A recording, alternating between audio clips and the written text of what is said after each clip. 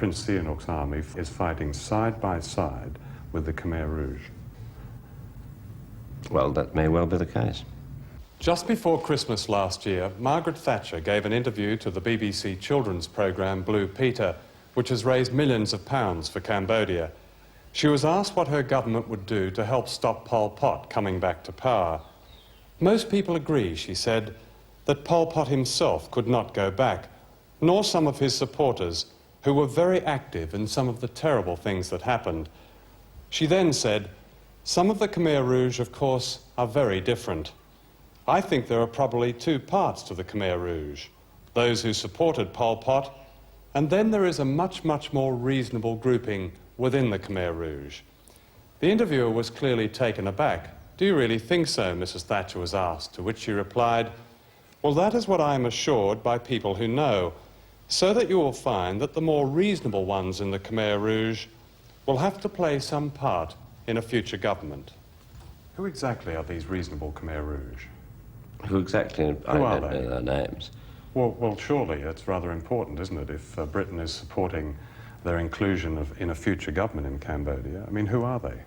Well, there are obviously some more reasonable than others. I mean, these are the ones who Prince Sihanouk can work with. But you must know their names, surely. Can we stop this now? Why? John, this was not the way that we were led to believe the line of questioning would go. It's now that I think the Minister is doing remarkably well under an aggressive line of questioning that we were not told that we had to brief the Minister for. Well, I'll come back on all this. Yes, I think you should. This is outrageous. Yeah, if we knew... At this point, the interview was cut short by a Foreign Office official, dismayed by my line of questioning. And of course, Khieu Samphan is one of the reasonable Khmer Rouge, a benign, smiling, white-haired diplomat, wearing a business suit and striped tie, giving a diplomatic wave.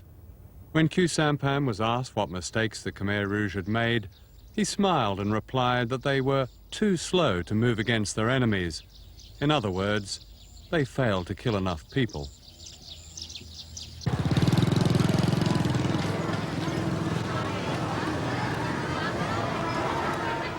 On the surface, everything in Phnom Penh looks normal, but just below is a country literally falling apart.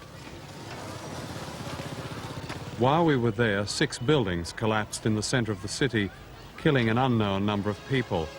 This, of course, was not news in the outside world. Every day, 2 people are electrocuted in the maze of exposed wires.